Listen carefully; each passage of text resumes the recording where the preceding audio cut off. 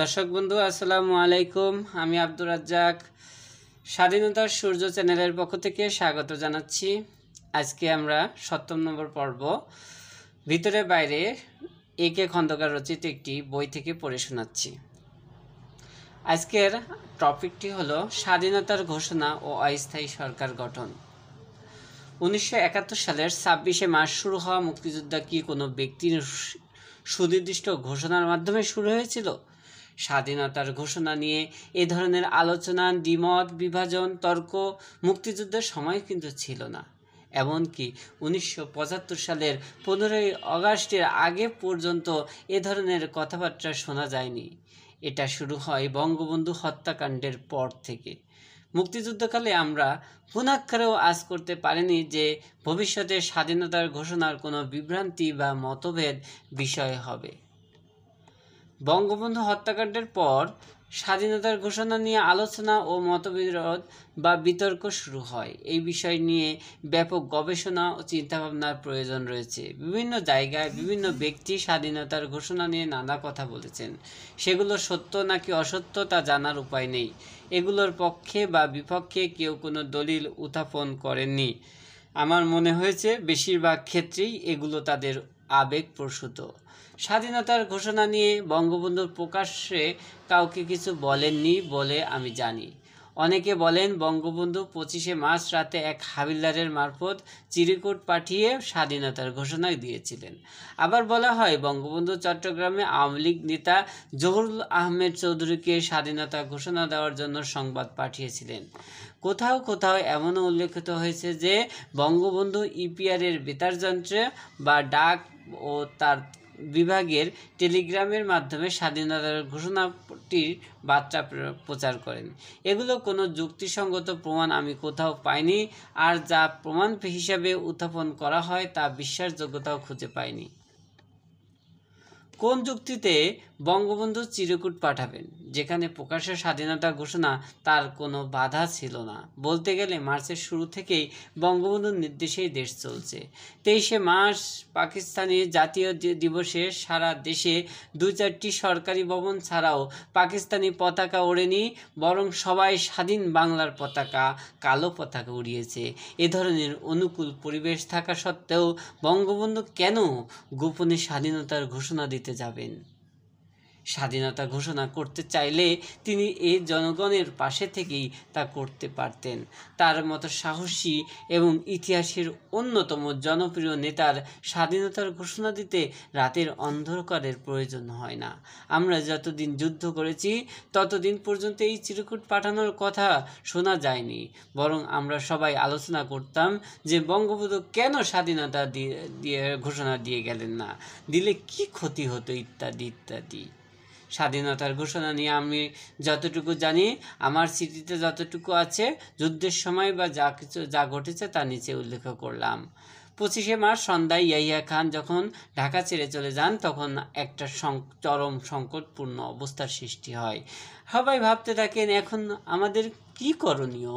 এ সময় তাজিউদ্দিন আহমেদ সহ আরও কিছু নেতা বঙ্গবন্ধু ধানমন্ডি ৩২ নম্বর সড়কের বাড়িতে সমবেত ছিলেন। সেখানে এক ফাঁকে তাজিউদ্দিন আহমেদ একটি টেপ রেকর্ডার এবং স্বাধীনতার ঘোষণার একটি খসড়া বঙ্গবন্ধুকে দেন। তারপর তাকে তা পড়তে বলেন, কিন্তু তা পড়েননি। এই ঘটনা স্বয়ং তাজিউদ্দিন আহমেদ সাংবাদিক ও লেখক মহিদুল হাসানও বলেছিলেন। মুক্তিযুদ্ধের শুরুতে হওয়ার পর তিনি মে মাসে ভারতে যান। পরে বাংলাদেশ সরকারের প্রধানমন্ত্রী তাজিউদ্দিন আহমেদের স্পেশাল এইড হিসেবে দায়িত্ব পালন করেন। তিনি প্রধানমন্ত্রী তাজিউদ্দিন আহমেদের প্রতিনিধি হিসাবে কয়েকবার দিল্লি যান। ভারতীয় প্রধানমন্ত্রী শ্রীমতী ইন্দিরা গান্ধীর ঘনিষ্ঠ নীতি নির্ধারকদের সঙ্গে আলোচনা করতেন। মহিদুল হাসান যখন কলকাতায় থাকতেন তখন প্রতিদিন সকালে তাজিউদ্দিন আহমেদের সঙ্গে আলোচনায় বসতেন। তার নির্দেশে অন্যান্য নানা বিষয়ে কাজ করতেন। স্বাধীনতার পর ১৯৭২ সালে তিনি মুক্তিযুদ্ধের তথ্য সংগ্রহের জন্য তাজিউদ্দিন আহমেদের সঙ্গে দেখা করে দেন। তাজিউদ্দিন আহমেদের কথাগুলো তখন তার ডায়েরিতে তিনি লিখে রেখেছিলেন। সে সময় তাদের মধ্যে স্বাধীনতার ঘোষণা বা ২৫শে মার্চ রাতে বঙ্গবন্ধুর সিদ্ধান্ত নিয়ে যে কথোপকথন হয়েছিল তা আমার কাছে বিশ্বাসযোগ্য বলেই প্রতীয়মান হয়। কোনো মাধ্যমের চিরকুটে পাঠিয়ে বঙ্গবন্ধু যে স্বাধীনতা ঘোষণা দেননি তার সবচেয়ে বড় প্রমাণ হচ্ছে 23শে মার্চ রাতে তার ঘনিষ্ঠ নেতা কর্মীরা প্রায় শেষ সময় পর্যন্ত তার সঙ্গে ছিলেন, অথচ তারা কেউ কিছু আঁচ করতে পারেন না বা জানতে পারেন না। এটা তো হয় না। তবে কি তিনি তাদের বিশ্বাস করতে পারেননি? এটা তো আমার আরও অবিশ্বাস্য। বঙ্গবন্ধু যদি স্বাধীনতার ঘোষণা দেবেনই, তবে তিনি 32 নম্বর সড়কে বাসায় থাকবেনই বা কেন? মুক্তিযুদ্ধকালে আমি একদিন তাজউদ্দিন আহমেদকে 25শে মার্চ রাতের ঘটনা নিয়ে জিজ্ঞেস করেছিলাম। তাজউদ্দিন আহমেদ স্বীকার করেছিলেন যে সেই খসড়া ঘোষণাটা নিজের লেখা ছিল। তিনি বঙ্গবন্ধুকে খসড়া ঘোষণাটি পাঠ করার প্রস্তাব করেছিলেন। লেখাটি ছিল সম্ভবত এরকম: পাকিস্তানি সেনারা আমাদের আক্রমণ করেছে অতর্কিতভাবে, তারা সর্বত্র দমন নীতি শুরু করেছে। এই অবস্থায় আমাদের দেশের স্বাধীনতা সংগ্রামে সবাইকে ঝাঁপিয়ে পড়তে হবে। আমি বাংলাদেশের স্বাধীনতা ঘোষণা করলাম। তাজউদ্দিন আহমেদ আরও বলেন, এই খসড়া ঘোষণা শেখ মুজিবুর রহমানকে দেওয়ার পর তিনি পড়ে কোনো কিছু বললেন না, নিরুত্তর রইলেন, অনেকটা এড়িয়ে গেলেন।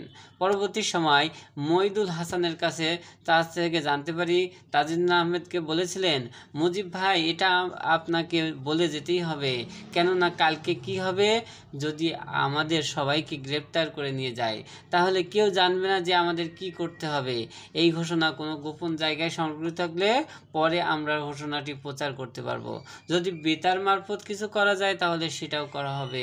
বঙ্গবন্ধু তখন প্রত্যুত্তরে বলেছেন, এটা আমার বিরুদ্ধে একটা দলিল হয়ে থাকবে। এর জন্য পাকিস্তান আমাকে দেশদ্রোহী বিচার করতে পারবে।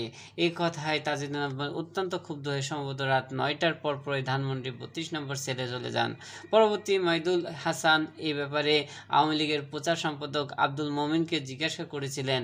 তিনিও 25শে মার্চ রাতে বঙ্গবন্ধুর বাড়িতে উপস্থিত ছিলেন। আব্দুল মোমিন বলেন, তিনি যখন বঙ্গবন্ধুর বাড়িতে ঢুকেছিলেন তখন দেখেন যে তাজউদ্দিন আহমেদ খুব রাগান্বিত চেহারায় ফাইলপত্র বগলে নিয়ে চলে যাচ্ছেন। আব্দুল মোমিন তাজউদ্দিন আহমেদের হাত ধরে জিজ্ঞেস করলেন, তুমি রেগে চলে যাও কেন? তখন তাজউদ্দিন আহমেদ তার কাছে আগের ঘটনাটি বর্ণনা করে বলেন, বঙ্গবন্ধু একটু ঝুঁকি নিতেও রাজি নন, অথচ আমাদের উপর একটা আঘাত বা আক্রমণ আসছেই। 25শে মার্চ রাতের এই ঘটনার পর বঙ্গবন্ধু বাড়ি থেকে তাজউদ্দিন আহমেদ তার বাড়িতে ফিরে যান। রাত 10টার পর ডক্টর কামাল হোসেন, ব্যারিস্টার আমিরুল ইসলাম বঙ্গবন্ধুর বাড়িতে যান। বঙ্গবন্ধু তাদের তৎক্ষণাৎ সরে যেতে বলেন। বঙ্গবন্ধু নিজে কি করবেন সেটা তাদের বলেননি। তারা দুজন ওখান থেকে তাজউদ্দিন আহমেদের বাড়িতে গেলেন। তখন রাত বোধ হয় 11টা। ওখানে কামাল হোসেন, আমিরুল ইসলাম আলোচনা করে সিদ্ধান্ত দিলেন তাজউদ্দিনকে নিয়ে তারা দুজন অন্য কোথাও চলে যাবেন। 1972 সালে তাজউদ্দিন আহমেদের কথোপকথনের সময় মইদুল হাসানকে বলেন, আমিরুল ইসলাম ও কামাল হোসেন যখন এসে বলল যে বাড়িতে থেকে এখনই সরে যাওয়া দরকার, তখন আমি ওদের বলিনি, তবে আমার মনে হয়েছিল আমার কোথাও যাওয়া উচিত নয়।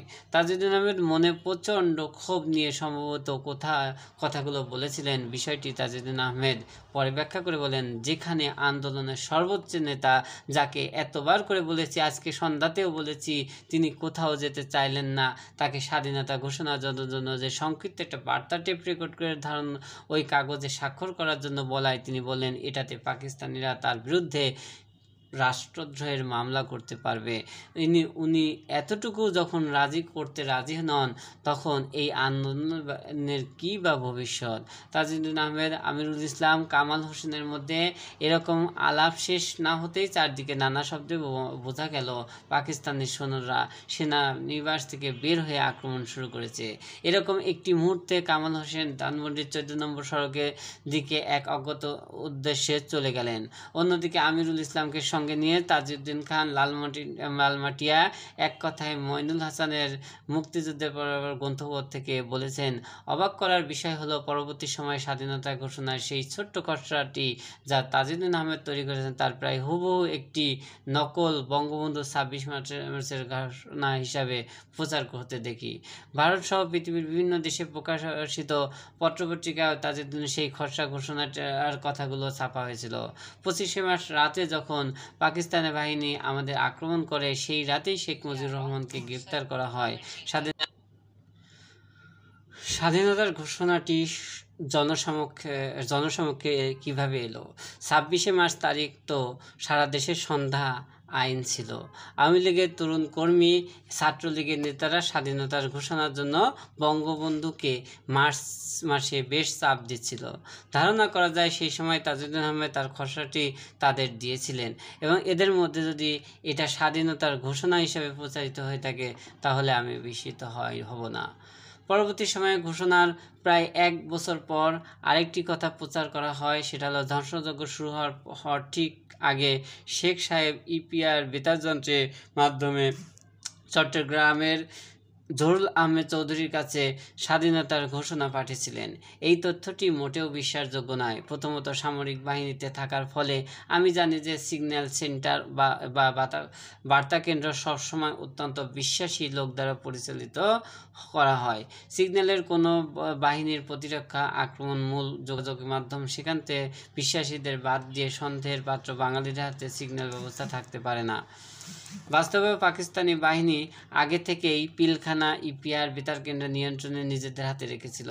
তার চেয়েও বড় প্রশ্ন, বঙ্গবন্ধু যার মারফত এই ঘোষণাটি ইপিআর বার্তা কেন্দ্রে পাঠিয়েছিলেন, সেই ব্যক্তি স্বাধীনতার 43 বছরেও জনসমক্ষে এলেন না কেন? বঙ্গবন্ধু তার জীবনদশায় কখনোই সেই ব্যক্তির নাম প্রকাশ করেননি কেন? একইভাবে চট্টগ্রামের ইপিআর বেতার কেন্দ্র থেকে কিভাবে জহুরুল আহমেদকে বার্তাটি পাঠালেন তা রহস্যভিত্তই থেকে গেছে। কাজেই ইপিআরের বার্তা কেন্দ্র ব্যবহার করে শেখ সাহেব স্বাধীনতার ঘোষণা পাঠিয়েছিলেন, এটা সম্ভবত বাস্তব নয়। দ্বিতীয়ত, জহুরুল আহমেদ চৌধুরীর কাছে বঙ্গবন্ধু স্বাধীনতা ঘোষণা পাঠিয়েছিলেন মুক্তিযুদ্ধ চলাকালে এমন কোনো সংবাদ আমরা শুনিনি। উল্লেখ্য, 1971 সালের জুন মাসে বাংলাদেশের নেতারা স্বীকৃতিদানের প্রশ্নে ভারত সরকারকে বেশ চাপ দেওয়া শুরু করেন এবং ভারত সরকার বাংলাদেশ মন্ত্রী পরিষদের সদস্য অন্যান্য প্রধান নেতাদের জিজ্ঞাসা করে, বঙ্গবন্ধু শেখ মুজিবুর রহমান কি স্বাধীনতার প্রশ্নে কাউকে কিছু বলে গেছেন? তারা আরও জানতে চায় যে স্বাধীনতা ঘোষণার কোনো প্রমাণ, কোনো দলিল, কোনো জীবিত সাক্ষ্য আমাদের কাছে আছে কি না। এই সময় জহুরুল আহমেদ চৌধুরীর উপস্থিতি ছিলেন। প্রত্যেকেই বলেছিলেন বঙ্গবন্ধু কাউকে স্বাধীনতার ঘোষণার কথা বলে যাননি। জহুরুল আহমেদ চৌধুরী নিজে তাজউদ্দিন আহমেদকে বলেছিলেন বঙ্গবন্ধু তাকে কিছুই বলে যাননি। ইপিআরের বেতার যন্ত্রের মাধ্যমে বঙ্গবন্ধু চট্টগ্রামের স্বাধীনতার ঘোষণাপত্র পাঠান। এই দাবিটি প্রচার শুরু হয় 1972 সালে। এর আগে এটি শোনা যায়নি। অথচ 25 মার্চ রাতে 12:30টার টেলিযোগাযোগ বন্ধ হয়ে যাওয়ার আগে শেখ মুজিবুর রহমান চাইলে এহুদে একটি ফোন করে হোটেল ইন্টারকন্টিনেন্টে রূপসী বাংলায় ভিড় করা যে কোনো বিদেশি সাংবাদিককে স্বাধীনতার ঘোষণার কথা জানাতে পারতেন। তাহলে মুহূর্তের মধ্যে সেটি সারা পৃথিবীতে প্রচার পেয়ে যেত। বেশ পরে স্বাধীনতার ঘোষণা বিষয়ে আরেকটি তথ্য প্রকাশ পায়। এতে বলা হয় বঙ্গবন্ধু টেলিগ্রামের মাধ্যমে কাউকে স্বাধীনতার ঘোষণা পাঠিয়েছিলেন। সেই ঘোষণার একটি কপি কিছুদিন আগে পত্রিকায় ছাপা হয়। এই ঘোষণায় পাওয়ার বিবৃতি আগের ঘোষণা থেকে পৃথক। ঘোষণা সংবলিত এই টেলিগ্রামটি হাতে লেখা এবং প্রাপকের স্ত্রী দাবি করেছেন যে এটি বঙ্গবন্ধু নিজের হাতে লেখা। মিথ্যা প্রতিষ্ঠার প্রতিযোগিতায় সাধারণ বিবেচনা জ্ঞানও রহিত হয়ে যায়। টেলিগ্রামে যে একটি বিশেষ পদ্ধতিতে পাঠানো হয় সেটি এখানে প্রেরকের হাতের লেখার প্রাপকের কাছে যায় না, তারা ভুলে যান। যাই হোক, বঙ্গবন্ধু প্রেরিত কথিত স্বাধীনতা ঘোষণার কয়েকটি ভিন্ন ভিন্ন সংস্কার বাজারে আছে। এই সংস্কারগুলো সরকারি গ্রন্থ, আওয়ামী লীগের প্রচারিত গ্রন্থগুলোতে পাওয়া যায়। বিভিন্ন জায়গায় কেন এই ভিন্নতা তার কোনো উত্তর কেউ দিতে পারেনি। 1982 সালে বাংলাদেশ সরকারের তথ্য মন্ত্রণালয়ের মাধ্যমে প্রকাশিত স্বাধীনতা যুদ্ধের দলিলপত্র 3য় খণ্ডতে বঙ্গবন্ধু স্বাধীনতার ঘোষণার একটিকে সংযুক্ত করে। দর্শক বন্ধু, পরবর্তীতে আমাদের ভিডিওটিগুলো দেখতে চাইলে অবশ্যই আমার চ্যানেলটি সাবস্ক্রাইব করে বেল বাটনটি অন করে দেবেন। আর ভিডিওটি ভালো লাগলে অবশ্যই লাইক করবেন। ভিডিওটি কেমন হয়েছে তা কমেন্টে জানাবেন। সকলকে ভিডিওটি দেখার জন্য অসংখ্য ধন্যবাদ।